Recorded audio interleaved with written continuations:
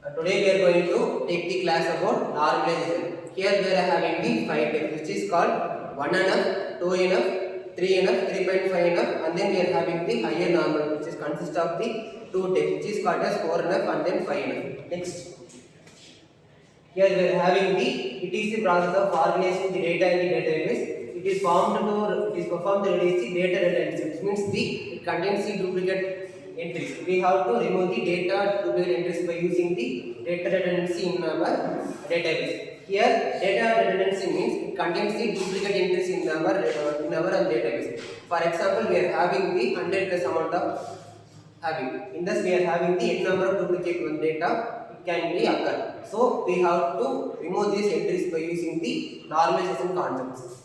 It is essential to remove the data redundancies because it causes the anomalies in the database, which makes it very hard for the database administrator to maintain it. For example, we are having the n number of database. Here we are having n number of duplicate means we can't able to remove all those of the entries. We have to perform the normalization concept. By using the normalization concept, we can remove the anomalies and then duplicate entries in our database. The main reason for normalizing the relations or the tables is to remove these anomalies. Failure to eliminate these anomalies leads to the data density and cause data integrity. In case we can't remove these anomalies, it can cause the different types of anomalies. We are having the insertion, updation, and then the deletion.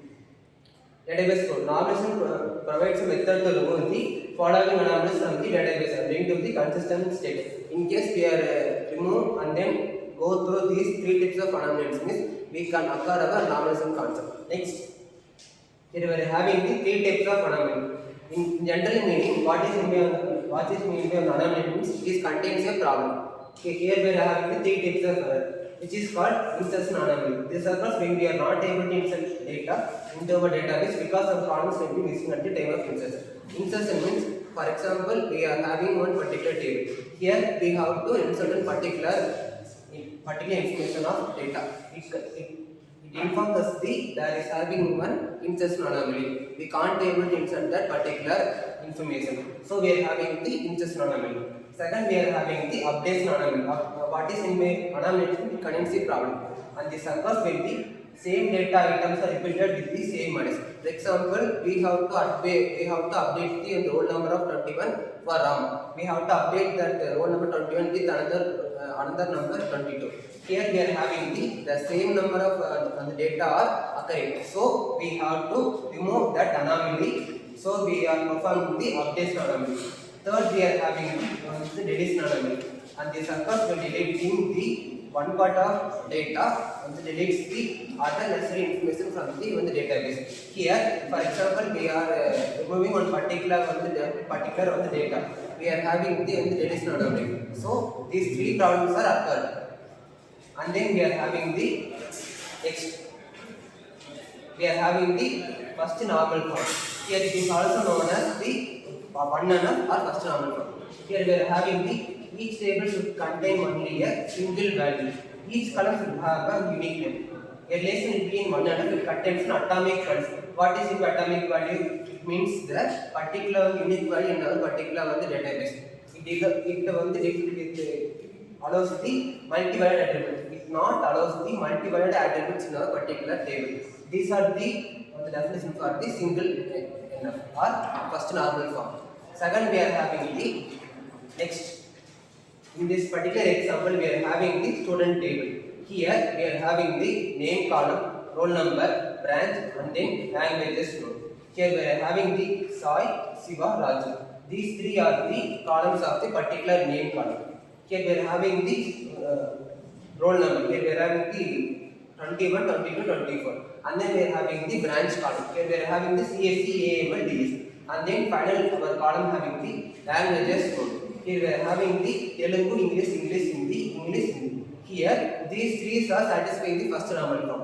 Here that last column it does not satisfy the first normal because in a particular row we need to have a single value. But there are having the 2 values which is called Telugu, English. We have to remove that table into a particular normal form. We have to after 1NF we have then see how we are transforming this particular table into the first normal form. Next, Here we are having that same column. We just separated the Sai 21 CSC Telugu one row, and then Sai 21 CSC English one row, Siva 22 AMI English one row, Siva 22 AMI Hindi one row, Raju 24 DS English, Raju 24 DS Hindi. Here we are having in the previous table we are having Telugu English on the particular row, and then English Hindi on the particular row or cell value. English Hindi particular row or cell. We just separated that table into this first normal form. Here we are having we just satisfied the first normal form because each row has a single. Each row in each cell we are having the single value. There is no two organisms in our table. So far we have achieved the first normal form. Next we are having the second normal form. It is also called as 2NF. Next. A relation between 2NF if it is in 1NF. Particular we are having the number of types. First normal form it's okay. If when we are comparing to 2NF, we must the particular table must satisfy the condition of first normal form only is the primary rule of the 2NF. It not contain any partial dependency. What is the partial dependency? That is the primary key should not contain duplicate values. In our table, the primary key should not contain the duplicate values. So we have to overcome the problem into the 2NF format. So we are remove, for example, we are having one example for this 2NF. We just remove those anomalies and then we are achieving the 2NF. Next, this particular table, on this table we are compared with the first normal form. We just taken it for our example. Here we are having the all number. Here we are having the roll number. We act as a primary key. In the primary key, we should not have the duplicate entries. Here, Sai, it's no problem. For the name column, no problem. Branch, no problem. Language, no problem. Here, the roll number has the duplicate entries. We have to remove this problem, and then we have to achieve the 2NF because in roll number we are having the 21. It occurs the two times. Contains the duplicate entries, and then we are having the 22. It also contains the duplicate entries. 24. These occurs are the duplicate entries. We have to transform it into 2NF format. Next, in this way we have achieved the name one number, branch one column. In this table, after removing the partial and the dependency, primary key are achieved. Okay. In this also, this table satisfies the 2NF condition. It is okay. For example, in our table, in this table, we just created the not satisfying the condition of 2NF. We just separated into the 2NF form. It satisfies the 2NF. In this roll number and this not satisfies the 2NF form. Next we are going to take the class about called third normal. It is also known as 3NF. In this, the table will be in 3NF. If it is in 2NF, and if there is no transitive dependency for non-prime attributes, then the table is in third normal form. For this third normal form, it should also contain in a 2NF format. So it satisfies the first normal form 2NF format. In this table, not satisfies the 3NF. We have to overcome it. For example, in this 2NF, we are having the 2NF means it contains the first normal form plus no partial dependency. And then 3NF we are having means the primary rule must be the 2NF plus no transitive dependency. Next, in this we are having the example name, roll number, branch key. In this name is a non-primary key column. Okay, non-primary column means no problem. This roll number we are act as a primary key column.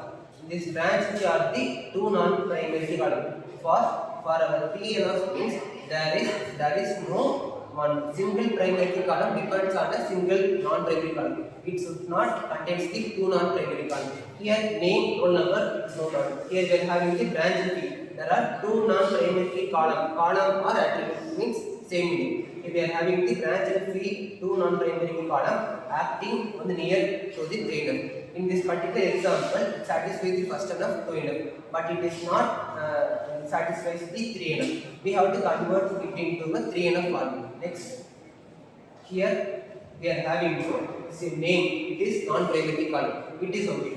Next, roll number, primary column. Branch, non-primary column. One single primary column holds only the single non-primary column.